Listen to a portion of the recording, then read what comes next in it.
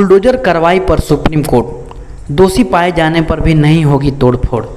नमस्कार, लो भारती न्यूज में आपका स्वागत है और आप देख रहे हैं लो भारती न्यूज। सर्वोच्च न्यायालय ने सवाल उठाया कि किसी व्यक्तियों के आरोपी या दोषी ठहराए जाने पर मात्र उसका घर कैसे गिराया जा सकता है।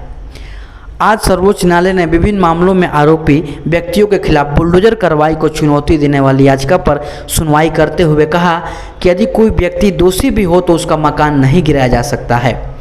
न्यायमूर्ति बी.आर. गवई और न्यायमूर्ति के. विश्वनाथ की पीठ ने कहा कि वह मकानों और इमारतों को ध्वस्तीकरण से संबंधित चिंताओं में समाधान के लिए अखिल भारतीय दिशा निर्देश जारी करेंगे। मुस्लिम विद्वानों के संगठन जमाते उलमाए हिंद द्वारा एक दायर याचिका पर सुनवाई करते हुए न्यायमूर्ति गवई ने अपनी टिप्पणी दी कि सिर्फ इसलिए घर कैसे गिराया जा सकता है क्योंकि वह आरोपी है, अगर वह दोषी भी है तो आप उसका घर नहीं गिरा सकते हैं। सुप्रीम कोर्ट को बार को बताने के बाद भी हमें रवैये में कोई बदलाव नहीं दिखा। याचिकाकर्ताओं के प्रतिनिधित्व करने वाले वरिष्ठ अधिवक्ताओं ने कहा कि 2022 के दंगों के तुरंत बाद दिल्ली में कई घरों को ध्वस्त कर दिया गया था। आरोप लगाया गया था कि उनके रहने वाले हिंसा भड़काए थे।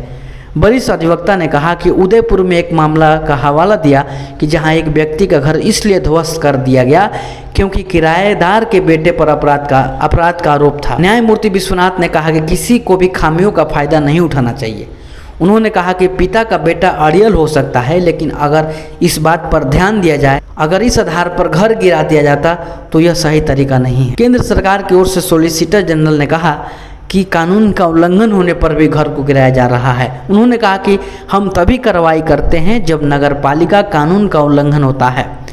जवाब में पीठ ने कहा कि लेकिन शिकायतों को देखते हुए हमें लगता है कि उल्लंघन हुआ है। न्यायमूर्ति गवई ने कहा कि हालांकि यह कानून की स्थिति है, लेकिन इसका उल्लंघन अधिक किया जा रहा है।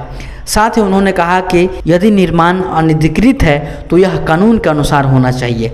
न्यायमूर्ति विश्वनाथ ने कहा कि पूरे राज्य में अनधिकृत इमारतों को गिराने के लिए दिशा निर्देश लागू करने की आवश्यकता पर बल दिया।